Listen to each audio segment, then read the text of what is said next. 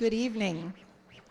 My name is Maura Kelly, and I am the director of the Peters Township Public Library, and it is my distinct pleasure to welcome you all here this evening for our third Novel November.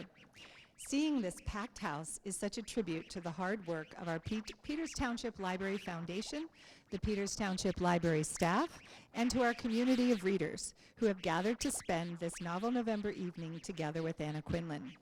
It's funny how reading is a solitary activity that connects you to so many other people, like we have here tonight. Anna enjoys a relaxed conversation format, and so do we.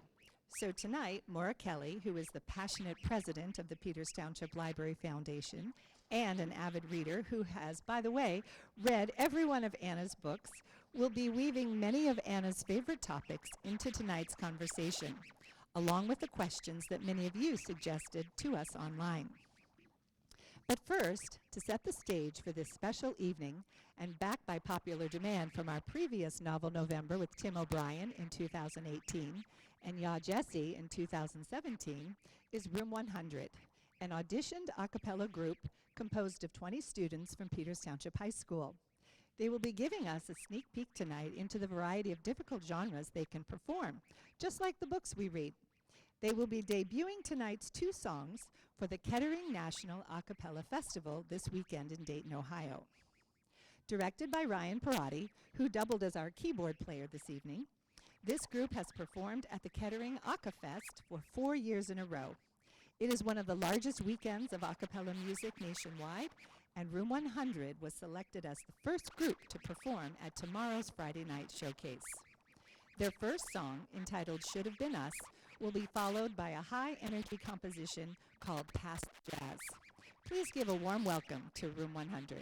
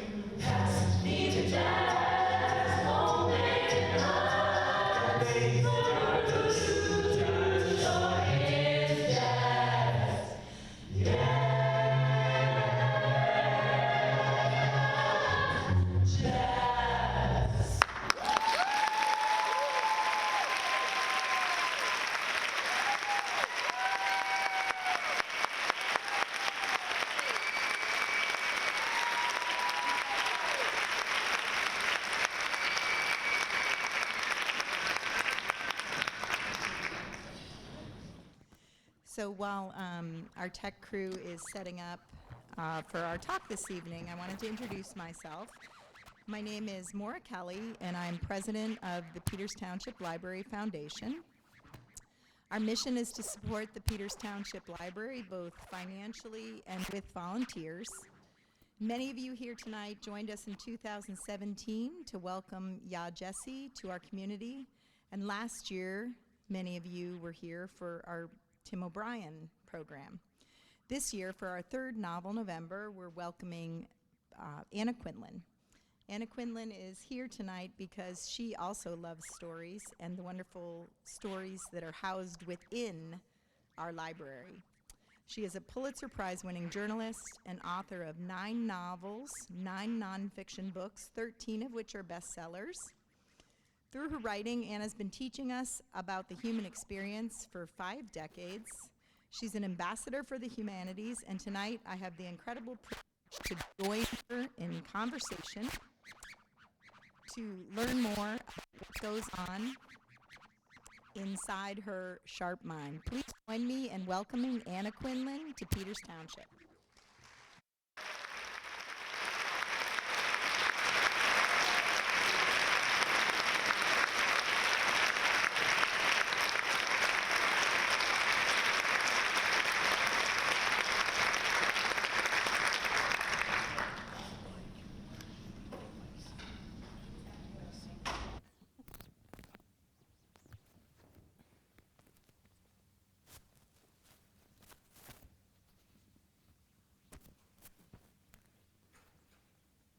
Got it? I think so. Okay.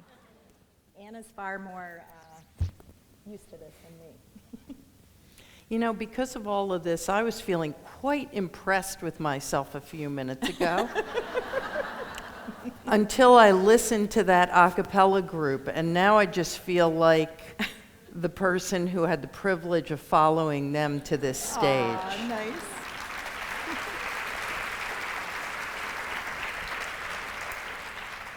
Okay, can you hear me? I may just hang on to this. Okay, so tonight, Anna and I are just gonna have a conversation. I've prepared some questions, and for those of you who know me, I've over-prepared, so we'll probably end up cutting some of them. Tonight, some of our guests here submitted questions in advance through our online ticketing, and I've made every attempt to include those questions in our conversation. So to start, we have a lot of book clubs here tonight, and so I thought we'd start with talking about books. So the first question is, you're snowed in and you've lost power. What book are you hoping to find on the shelf, and what's cooking on the gas range while you read? Ooh, oh gosh. It totally depends on what kind of mood I'm in. What's cooking is, if we're snowed in, then it's probably going to be either stew or pot roast. First of all, because the smell of it will make everybody happy and forget that we don't have any power. Mm-hmm. And second of all, because it will taste delicious afterwards. But with reading, it so much depends on what kind of a mood you're in, whether you want to read a really good thriller. And then I might go to my old shelf of Nio Marsh's, which I love, or Patricia Wentworth, or more contemporaneous, I'd turn to Tana French, or Kate Atkinson, or Denise Mina. Or if I'm in a completely different kind of mood, I might reread one of the big, thick Dickens, from which I've learned so much over the years, or somebody who's more of a miniaturist, Alice McDermott, who I think is one of the finest novelists working today, Amy Bloom, ditto. But again, it totally depends on what mood I'm in. I think that's the extraordinary thing about reading, that whether you're feeling down or up, whether you're feeling contemplative or a little bit silly, whether you're hunkering down or you just want to have your mind taken away, there's always a book for it. It's a great miracle of our time, because if you look at what's inside any book from the perspective of, say, a 3-year-old, all they're seeing, maybe a 2-year-old, all they're seeing are lines and circles and loops and whirls.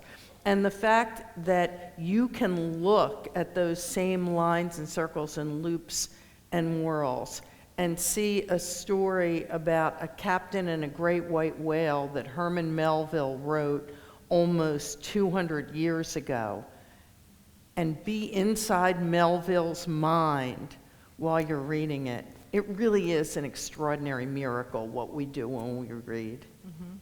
I agree.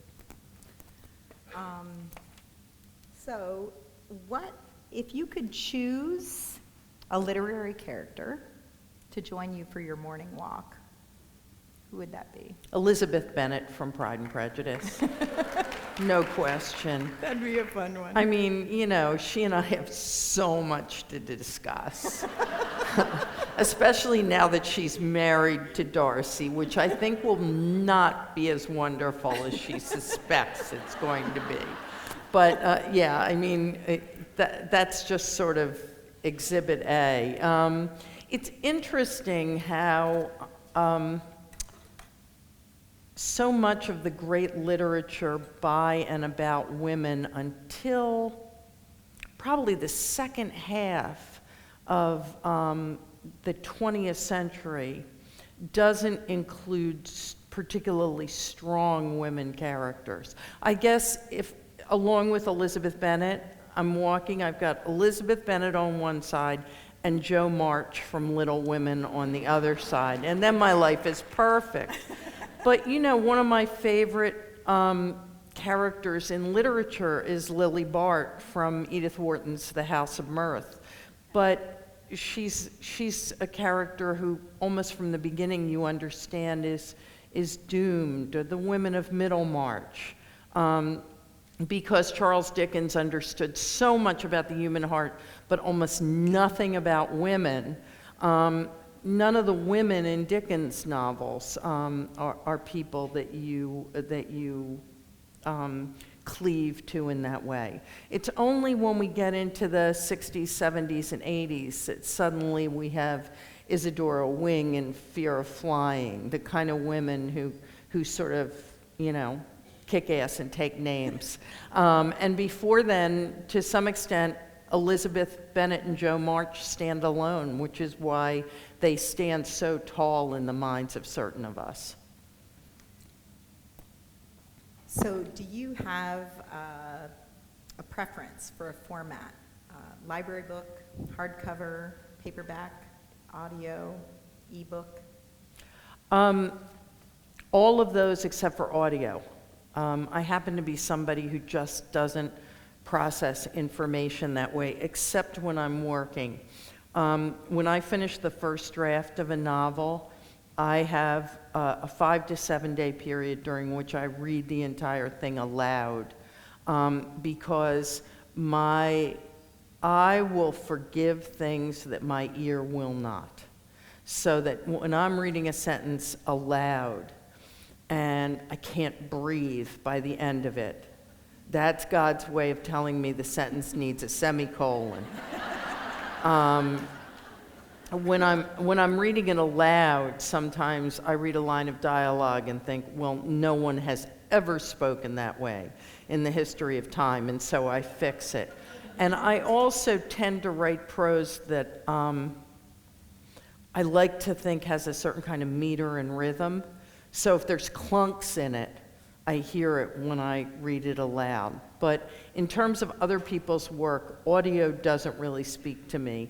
Every other form does. I mean, I'll read in any form at all. And you know, one of the great things about having books on devices now is that you don't run out of book. I mean, I remember once flying from San Francisco to New York, probably 25 years ago, and running out of book over about Kansas City.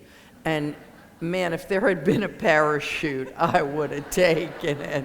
And I finally got somebody across the aisle to lend me a book that he'd just finished, which, by the way, was not a very good book, but it was a book. That's an emergency, I agree. Is there a room in your house that does not contain a bookshelf? The bathroom.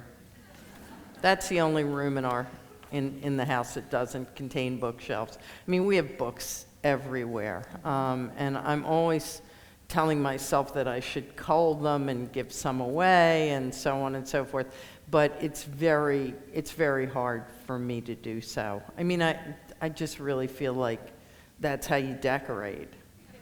You know, you put in a couch and some lamps and then like 1,000 books, and then you're done. And conversely, when I go to someone's house, it's almost axiomatic that someone who says to me, you know, I've noticed that all 3 of your children read. How do you get your children to read? And I look around the person's living room, and there are no books. If there are bookshelves, they have like tchotchkes on them, and you know, what? I mean, I can't imagine what I would do without books all through the house.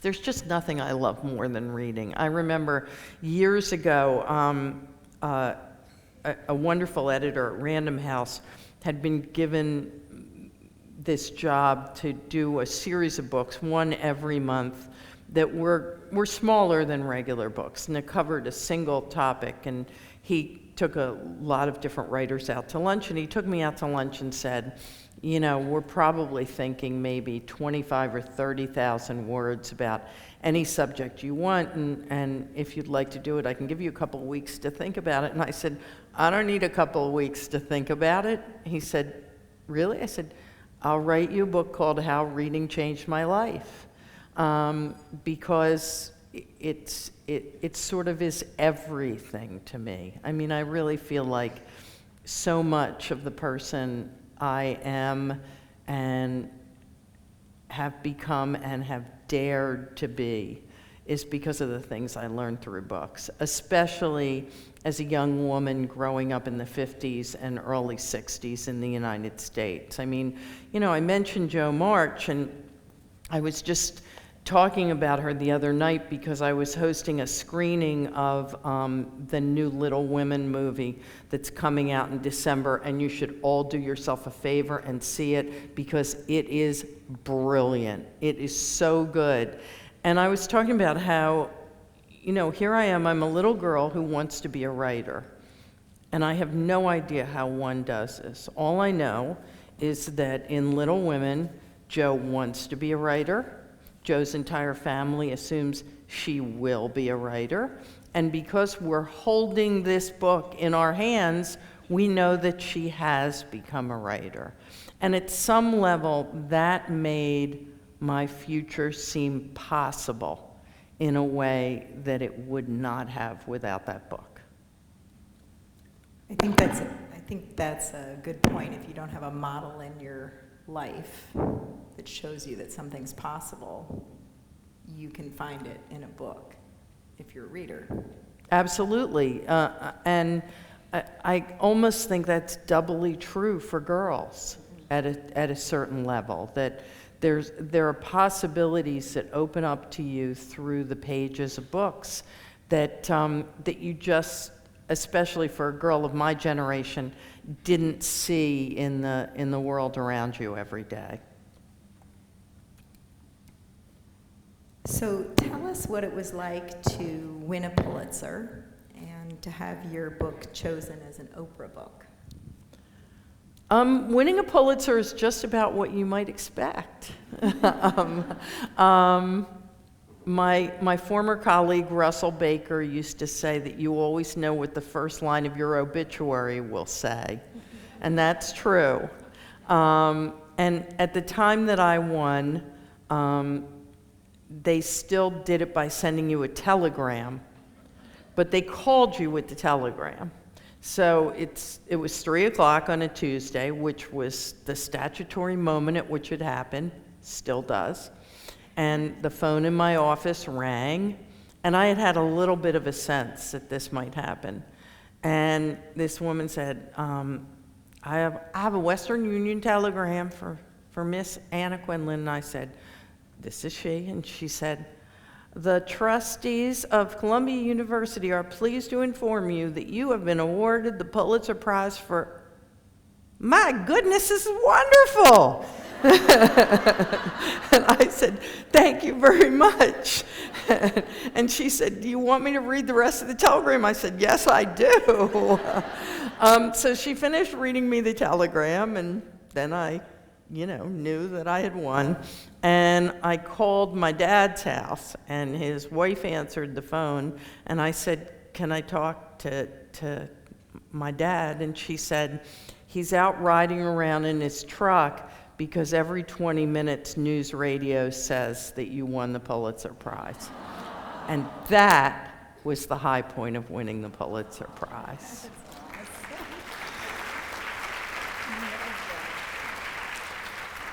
And the Oprah book thing actually was kind of anxiety producing from beginning to end. So I had this wonderful young Irish woman who helped me take care of my kids when they were small and when I was traveling.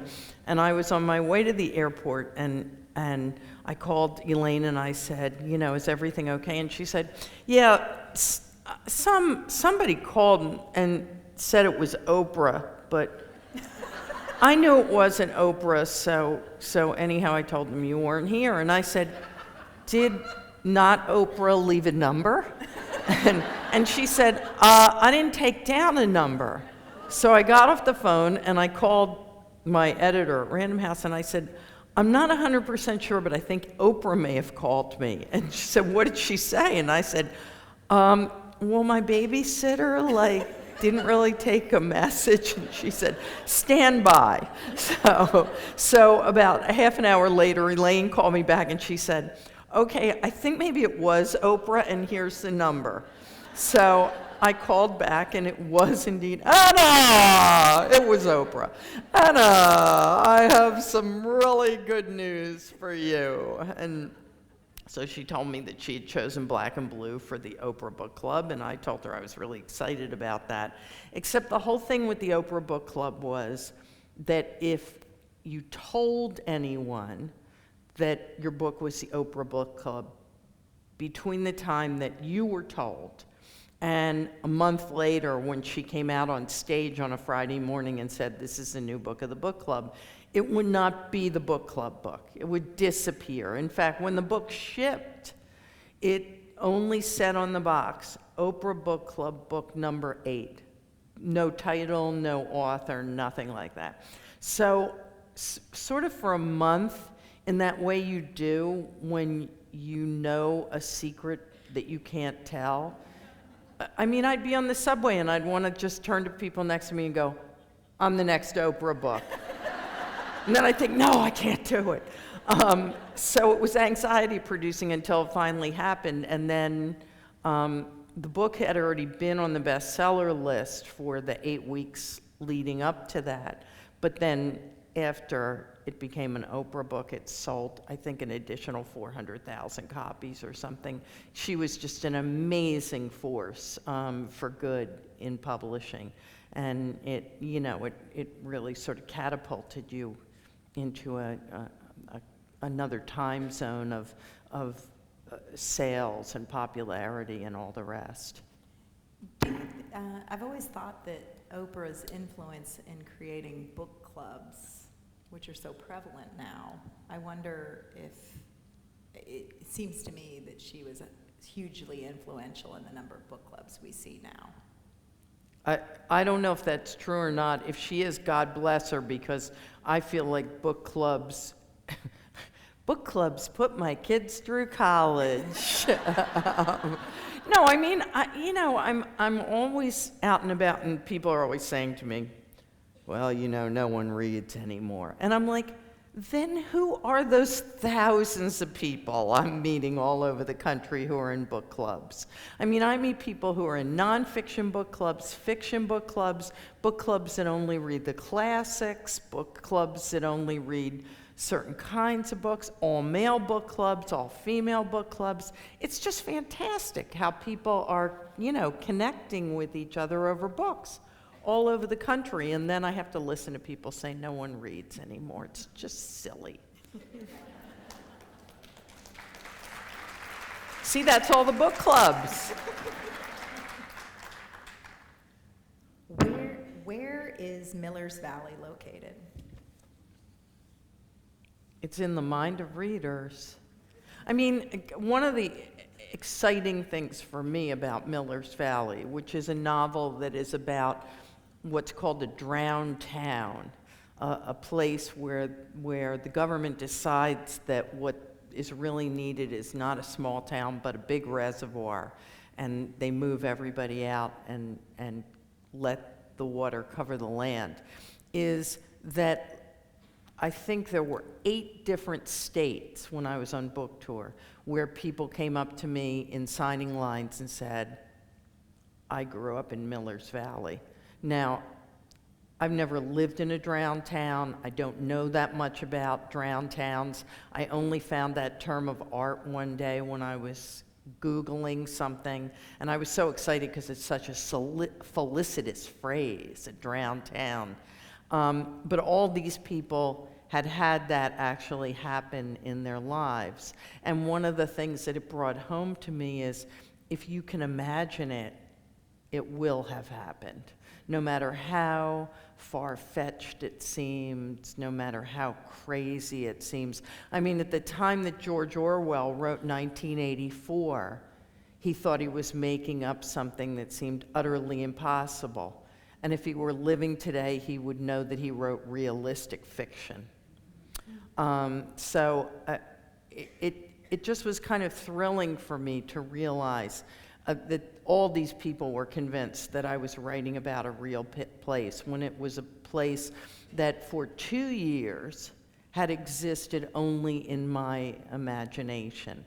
But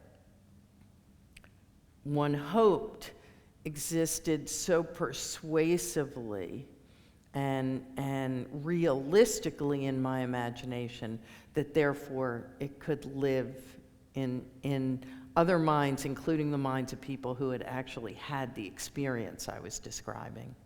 Which had to be very gratifying to you that so many people said that.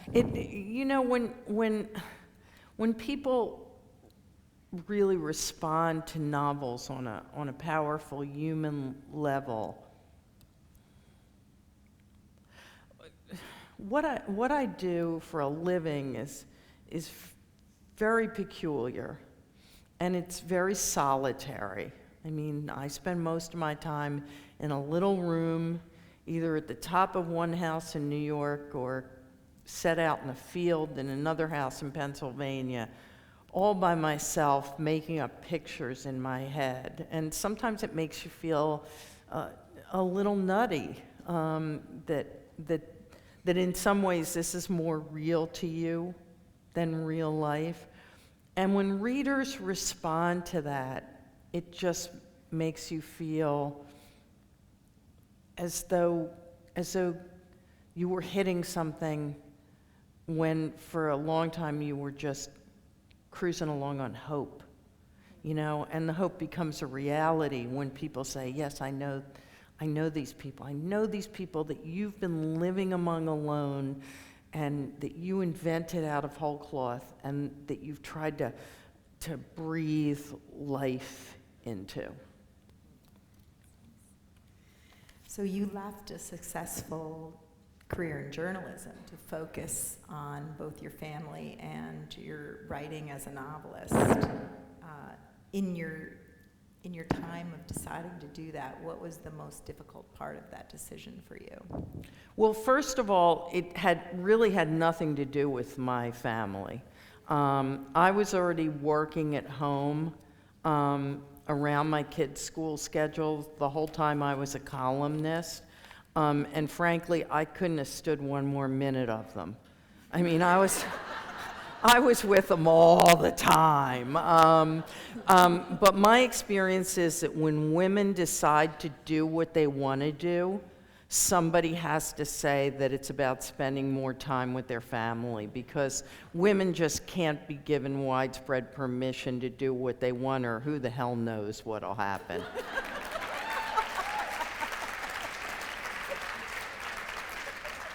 If you're really going to go back to the genesis of why I decided to do that, the genesis goes back to when I was 19 years old and I nursed my mother through the end stage of ovarian cancer. Because my mother had a very humdrum, ordinary life. She didn't work outside the home. She wasn't highly educated. She had 5 kids in 10 years. But when she was dying, she really wanted to stay alive. And the lesson that I took from that was that being alive was really, really great, and you probably didn't get very much of it. I mean, my mother was 41. So that what I kept thinking to myself ever after was, if you want to do something, you've got to do it now. You got to do it fast. So I fast-tracked through practically everything. I fast-tracked through my time as a reporter, then I fast-tracked into being a columnist, and over and over again, I took jobs that really scared me, and then discovered I could do them, and then got comfortable doing them, which was my cue to stop doing them and do something else. And that's why I'd been doing the op-ed page column for 5 years. I won the Pulitzer in year 2. I felt like I'd gotten good at it, but not comfortable at it. And my biggest fear was sitting at a restaurant table and hearing somebody at the next table say, "Remember when Anna Quindlen was really good?" I just didn't want to become tired, and I'd always wanted to be a novelist. When I was a little girl, I would just think, those people, I want to be one of them. And I'd put it aside because I'd loved the newspaper business so much. And then right after I had Christopher, my second kid, I picked it up again and started working on object lessons. And then at a certain point, I just thought, if you could do whatever you wanted, what would it be? And I thought it would be to be a novelist full-time. And so One True Thing did rather well. Black and Blue came next, and I was able to give up, my daily newspaper job, which I deeply, deeply loved, to be a full-time novelist. The hardest part about that was that I was the only woman on the Times op-ed page. And a lot of women felt like I was letting down the side. There was a certain level of disappointment. But I kept thinking, if the old deal was you got to be a wife and mother and nothing else, and if you stepped outside those lines, you were in trouble. And the new deal was you got to be the only female columnist, and if you stepped outside that line, you were in trouble. Then maybe we hadn't traveled as far as we like to tell ourselves.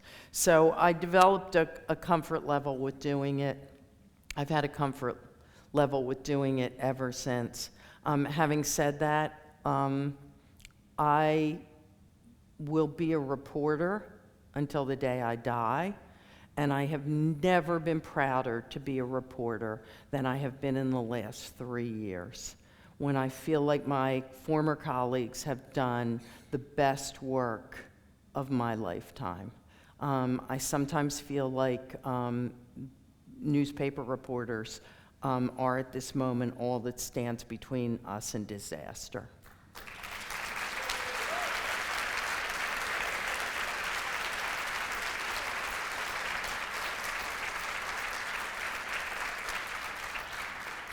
So you led me right into the next question. What do you think are some of the biggest challenges for a free press in our digital age? I actually think the legacy 24-karat gold press is doing really well. You know, there's still a challenge with figuring out how to monetize digital, but the Times keeps adding digital subscribers constantly, tens of thousands, hundreds of thousands.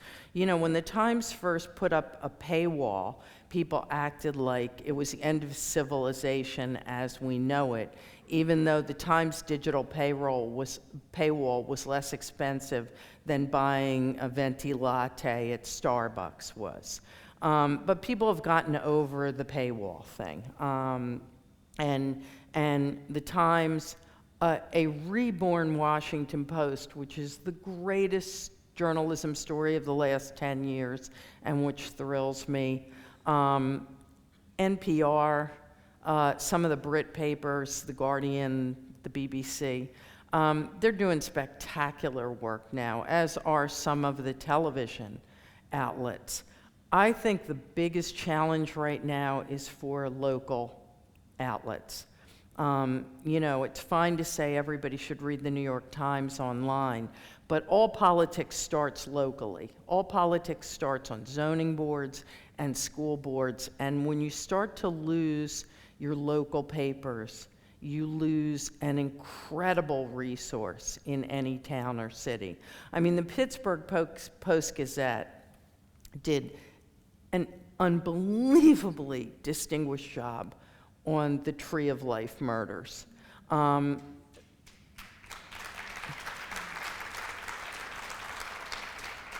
For a lot of different reasons, including the fact that it had an exceptional editor at its helm. But one of them is because it didn't have as much of a learning curve as the out-of-town papers that came in. It knew how to find its way around the city and the neighborhood. And I think newspapers in smaller cities and certainly in towns have not figured out how to make digital pay in even greater numbers than the legacy publications, and that means a lot of them are in danger. And I think that would be an enormous loss to this country. I think, it's really important to know what's going on in the White House, and it's also really important to know what's going on in the municipal building. And it's the coverage of the municipal buildings that we're beginning to lose in ways that I think will be really damaging.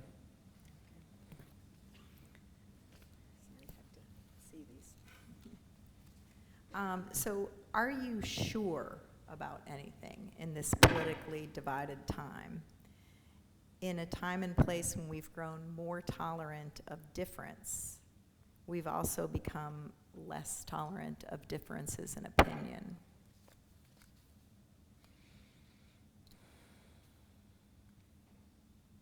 I'm sure that eventually we will be all right. I'm sure that every movement, from civil rights to feminism to Me Too, is and has been a dialectic, and that when you are in the antithesis phase, when you seem to be purely reactive to the past, you have to keep your eye on the fact that a synthesis will follow, which will include more comfort and nuance with change. I'm sure that, as Tony Kushner says in Angels in America, the world only spins forward, and that this is a country that will always find its way towards progress, and I hope towards kindness. I'm sure that one of the reasons I'm sure of that is because women are finally being able to participate in ways that they always should have participated, because they steer a great straight course. I'm sure that the millennials are a great generation and that they are going to do great things for this country and the world.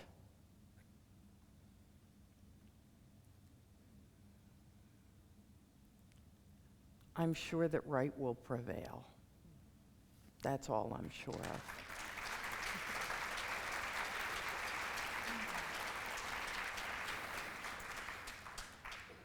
So it's hard to believe it's been 18 years since the planes hit the Twin Towers. What were you doing on that day? Oh my God. I was at home in New York City. I was watching television because I thought a small plane had hit the towers. Like everybody else, when the second plane hit, I realized that that, in fact, was not what had happened. It was my eldest child's 18th birthday, and we had just dropped him at college, and there was no way to be in touch with him because all the cell signals were jammed. The master of his residential college bought a cake for his birthday and brought some of the other kids from New York together to have it, and for that, she has had my undying gratitude ever since. And I was concerned about getting my other two children who were at school in other parts of Manhattan home to me, but my second son walked home, and a friend of mine picked up my daughter and brought her across town before all the bridges and tunnels and everything shut down. I had a brand new yellow Labrador puppy, and I would take her out at midnight because she could only hold it so long. And there was a firefighter who lived in my neighborhood who almost always was coming back from downtown when I was taking Bee outside. And he would stop and crouch down and play with Bee and bury his face in her fur and let her lick his face so that he could pretend that the wet on his face was from her tongue and not from his tears. There was an old man who lived on my block who said, day 2, when the wind changed, I know that smell. And I realized that he was a Holocaust survivor. It changed everything at the same time that it seems sometimes to me to have been utterly forgotten, because it was terrible and it was divine at the same time because of all the work that people did to reach out to one another and to help each other and to take food to the firefighters and to take dog food to their dogs. And sometimes I'm just so sad that spirit of camaraderie and cooperation and empathy that suffused everything up to and through the White House seems to have been abandoned in Washington. I wish that the spirit of that day could have been decanted and that we could take the cork out in D.C. and let it loose again.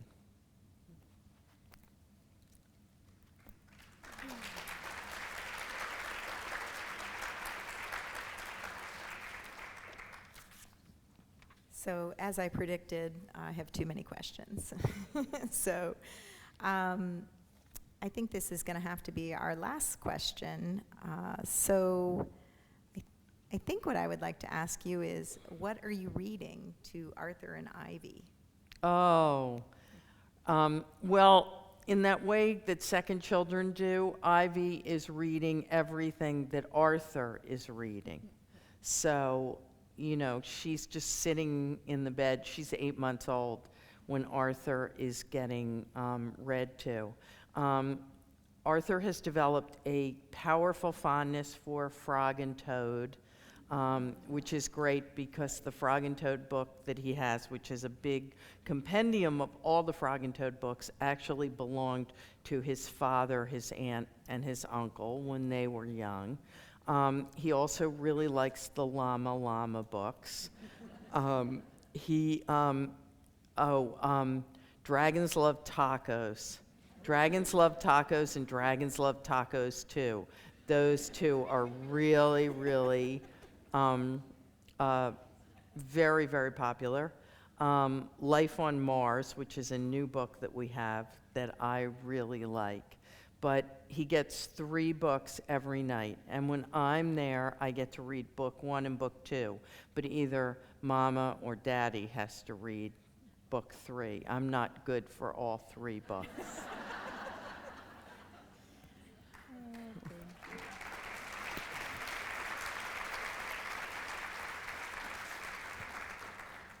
So Myra is going to return to get us started on the question and answers. I don't know if all of you have already passed your questions, but if you haven't, we'll have volunteers coming around to get questions. First of all, I'd like to thank you, Maura and Anna. You both showed us tonight that books definitely leave footprints that lead us to the next book and take us to so many different places where we can examine our own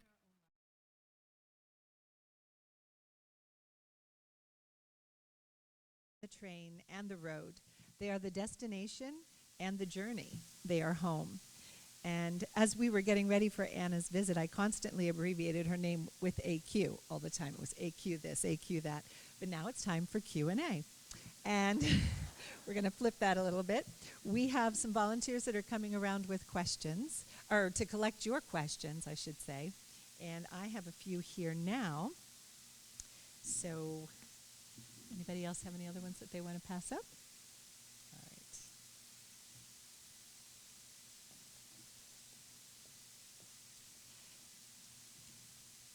Okay. Question. Was One True Thing based on a personal experience? And at what age did you begin thinking of writing your first book? So those are... I'll take the second part first. Okay. I published Living Out Loud, which was a collection of my columns, when I was 36. And I know exactly what age I was because I was enormously pregnant with my 3rd kid. And in fact, I didn't make it to the last 2 cities on book tour because I started to dilate. Although she didn't make an appearance for another 6 weeks. My kids, who are used to the idea of wunderkinds, were astonished to discover that I had waited so very long to publish my first book. So I was happy to be able to tell them that I was 36, and also to be able to tell them that one of my favorite British writers is a woman named Mary Wesley. And Mary Wesley published her first novel when she was 71. So when people say to me, you know, I've always wanted to write a book, but I'm too old now, I say, you are never too old if you have a book in you, because Mary Wesley had a number of them, and they're wonderful novels. As for One True Thing, as I mentioned, I did nurse my mother through cancer, which is part of the scenario of One True Thing. What I will say, however, is Ellen Goulden, George Goulden, and Kate Goulden, who are the 3 characters at the center of the book, are so utterly different from me, my mother, and my father that it takes the book way out of the realm of autobiography. I mean, I think most of us start out with a first novel that's highly autobiographical. Portnoy's Complaint, for example. And then with each successive book, move farther and farther away from it. And so with One True Thing, there was that background that I knew, but as I said, the characters were quite different. True. This is a follow-up, I guess, to that. Do you develop your characters first or your plot? Yes, I have no interest in plot, zero interest in plot. In fact, when I handed in Object Lessons, my first novel, which required a good deal of work, my editor then, who is still my editor now, has been my editor on every book, I'm a very lucky woman, said to me, you know, the characters are so resonant and the writing's beautiful, but nothing really happens. And I said, yes, that's just like real life. And Kate looked down at the manuscript on her desk and said, and that's why we call this a novel. And what I eventually realized was characters are all I care about. Characterization is all I care about.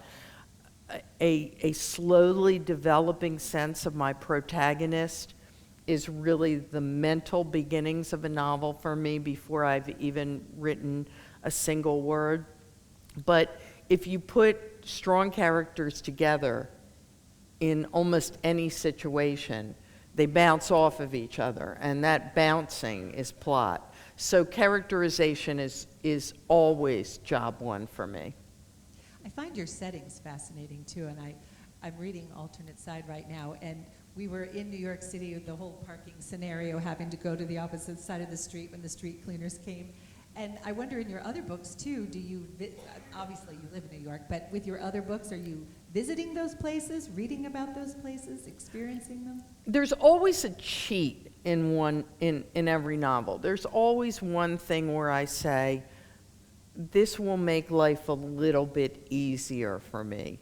In Blessings, for example, the place, the house and the grounds where Blessings takes place started out as some variation on a house that I own in rural Pennsylvania. Of course, what happens after a while is that you get halfway through and you think, I want a tree there. And there's not a tree at your house, but there's a tree at Lydia Blessing's house. And so you move away from it. And so in each novel, there's been something that is my little cheat.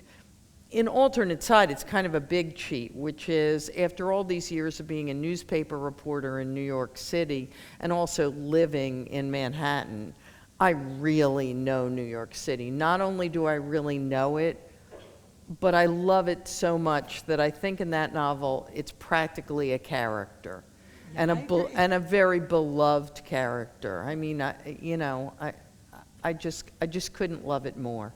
Although the husband in the book, he wants to leave. He wants to leave the city. So what mindset do you put yourself in before you write, is a question we just received. This is my great opportunity to say my favorite thing I love to say in public, especially at a high school. I wish there were more high school students here. I really, really, really hate to write. I really hate it. I hate it and I fear it. Because writing really isn't about putting words together. It's a constant process of judgment. It's a constant process of looking at what you've done or anticipating what you are going to do and hearing a voice in your head say, not good enough. Not interesting, not poetic, not compelling. You know, you'd think the more you do it, those voices would still, they get louder because those voices are saying, well, this is not as good as Still Life with Breadcrumbs. Well, this is not as good as Lots of Candles, Plenty of Cake. And I would like to do almost anything more than I would like to write. And in fact, I have an entire routine every morning designed to help me not write.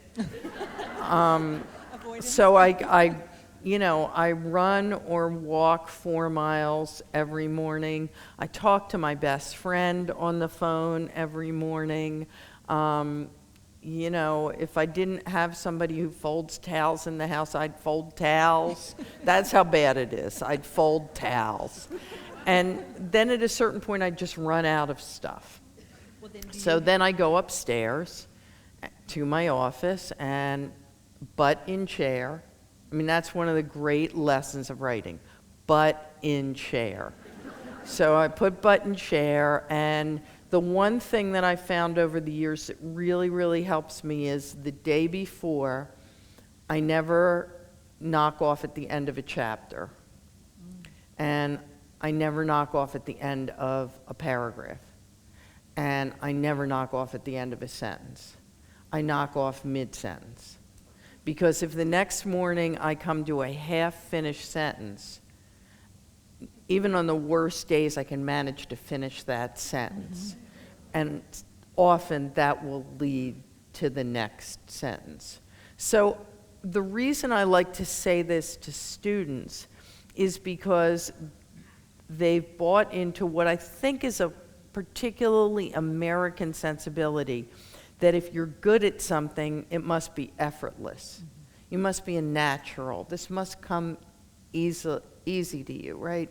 And the problem with that is that when they then sit down to write, and it's hard, and they don't feel that they're good at it, they conclude that they're not writers. And that's a great tragedy for at least a few of them who may well be writers. So I want them to understand that virtually everybody I know who does this for a living, including the most successful people in the practice, struggles. And that if they're struggling, it just makes them just like us.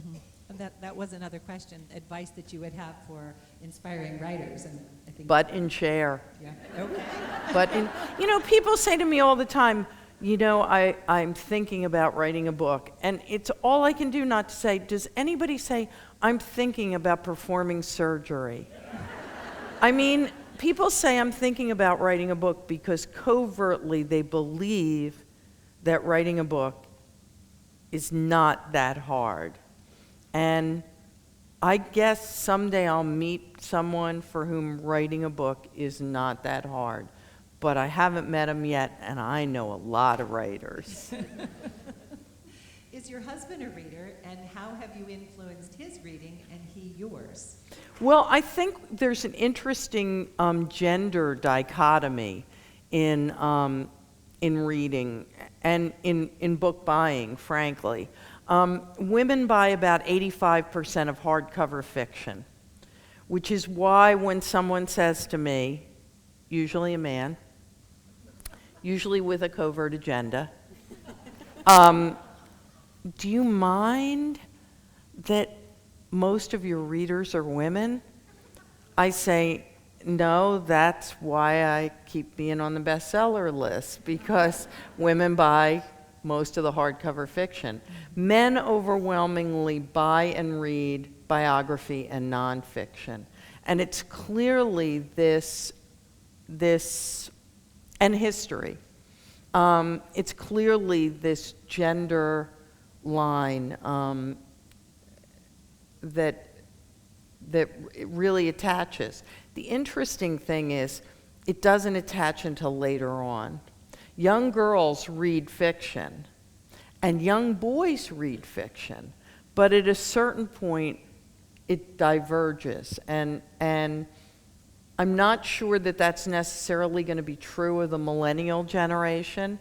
I find many more guys who read fiction among millennials, and it might be because there were better books for boys in middle grade and YA fiction, but it's one of those dichotomies that I find really interesting. Here's one. What is your favorite novel, and who is your favorite author? Is that possible?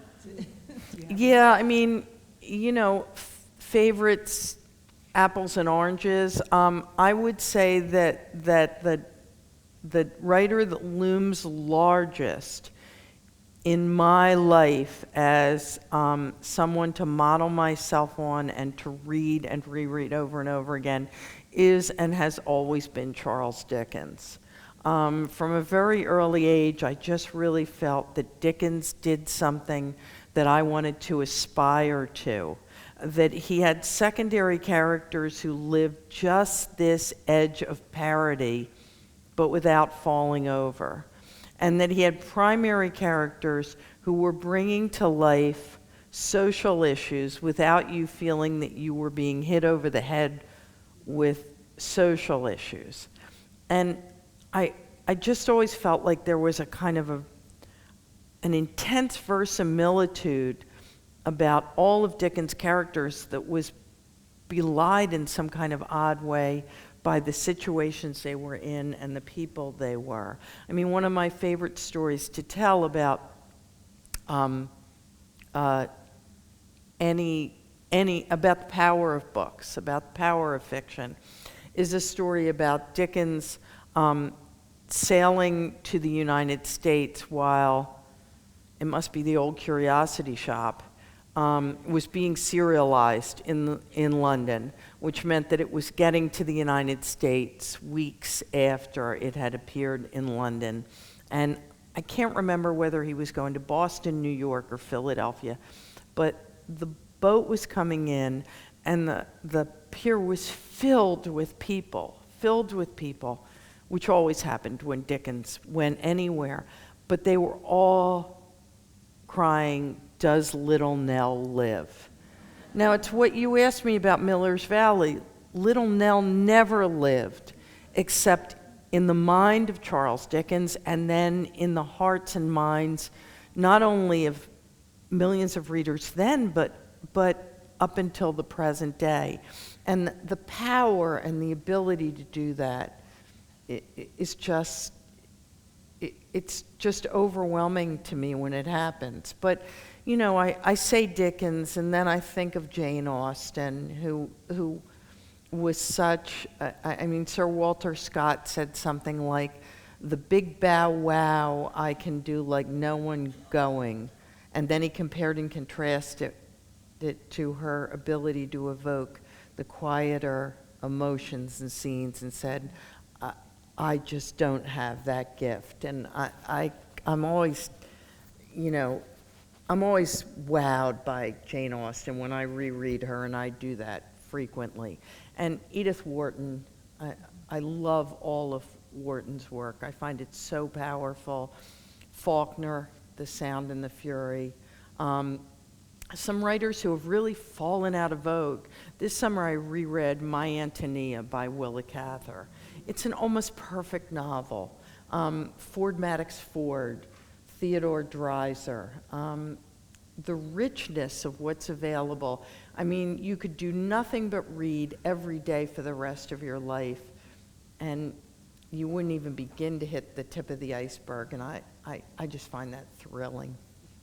In the library, just in case there's a little PSA here, we have a lot of the book lists that Anna has put in the book, How Reading Changed My Life. She puts a lot of 10 lists together. So 10 books I would save in a fire, 10 books I would like to find in a cabin.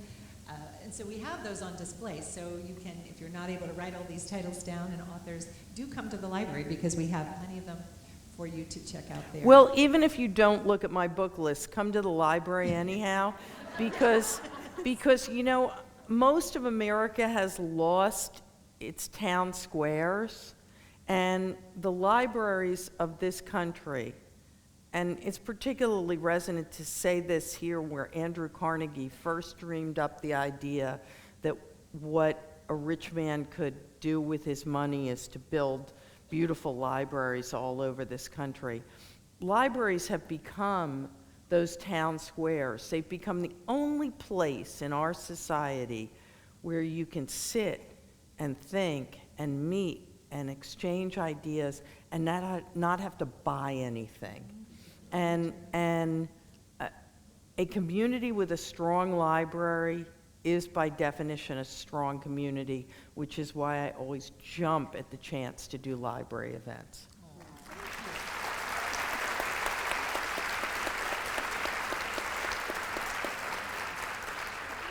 We were honored. Anna stopped before coming here. Maura brought her to the library, so she did have a chance to see it, and we were very tickled that you took the time to do that.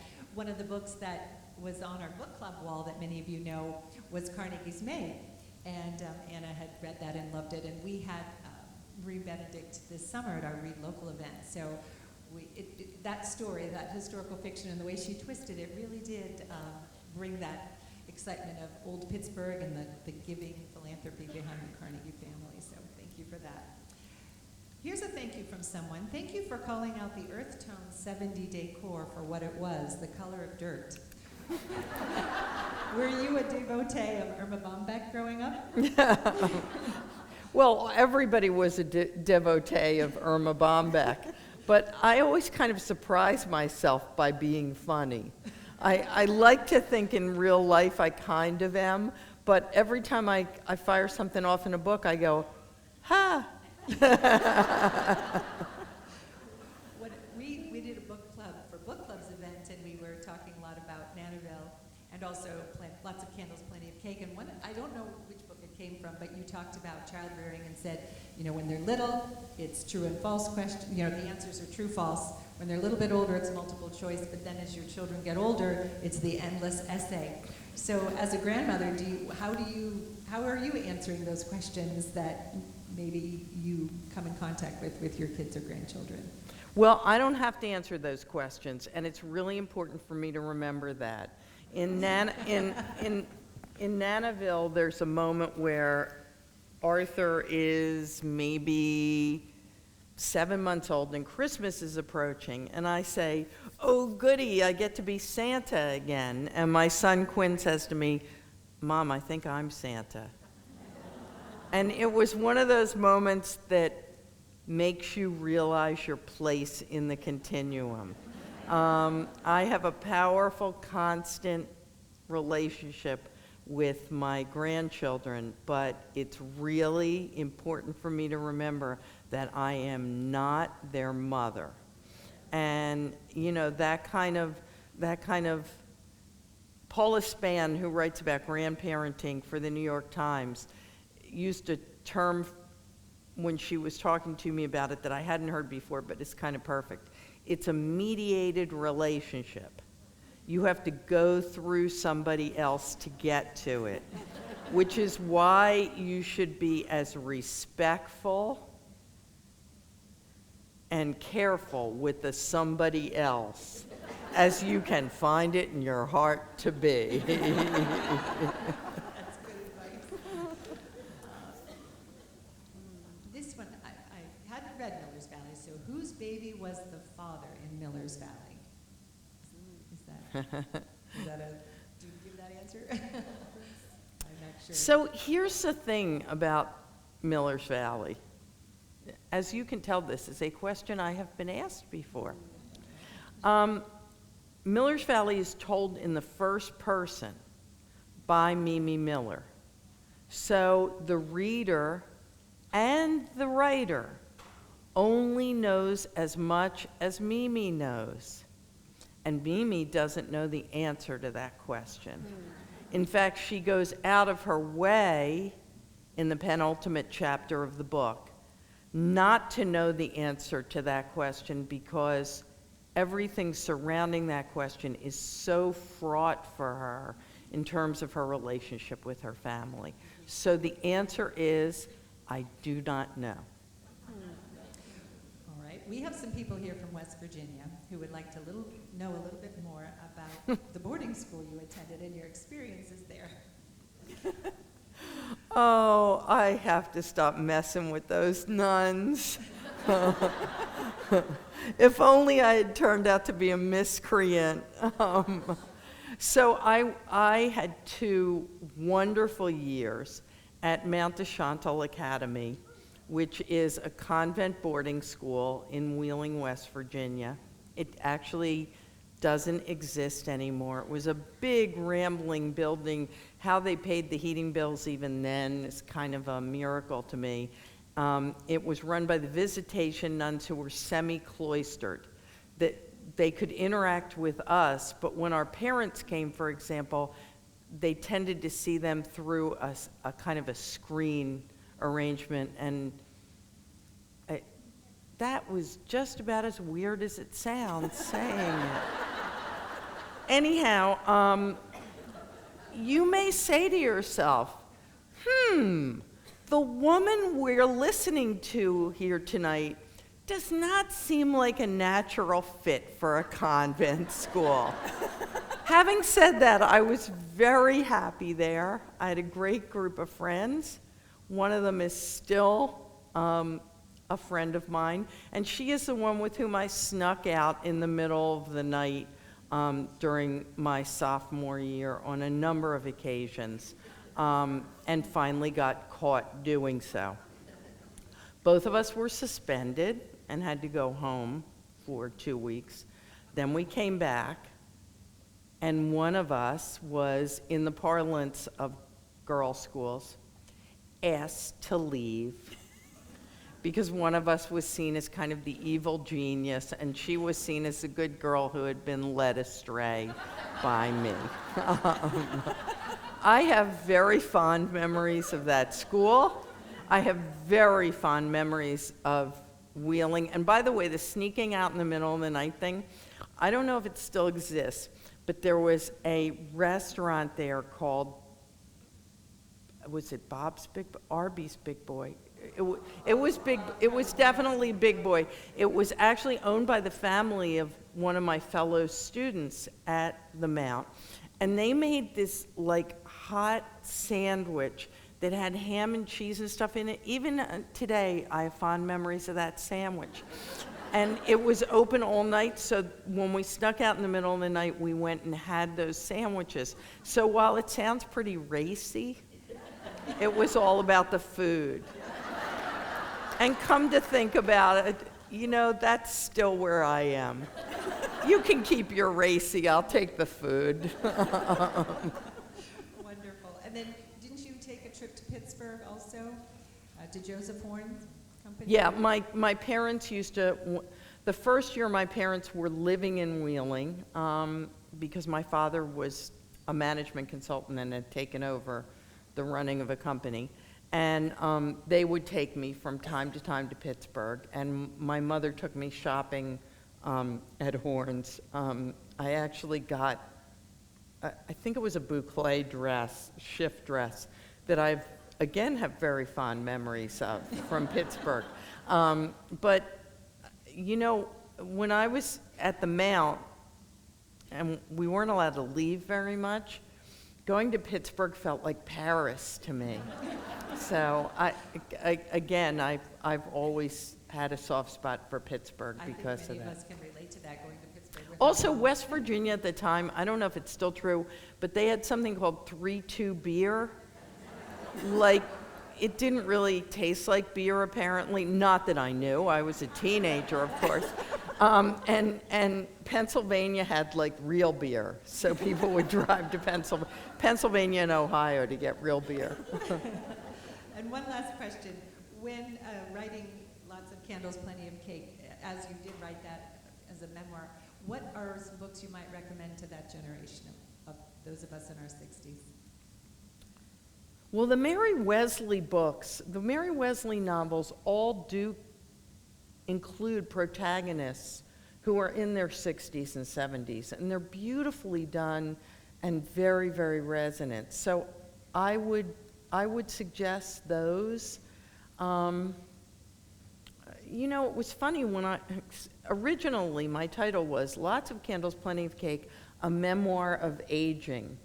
And everybody at Random House went, yeah, we're taking of aging out.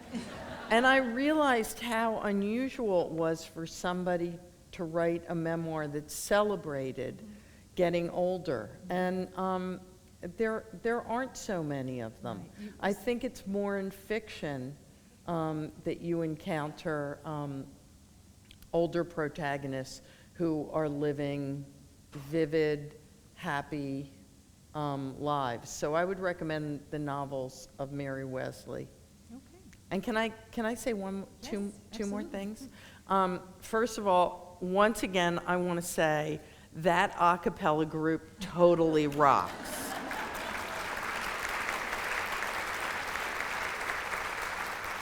I know a little bit about a cappella, and they are really, really good, and I hope they win that competition, but anyhow. But the second thing is, as I said, I spend most of my time in a little room all by myself with imaginary people, and a lot of that time is spent thinking is anybody going to read this? So to actually go out into the world and see real readers, I can just live on this for the next 6 months. So thank you very much.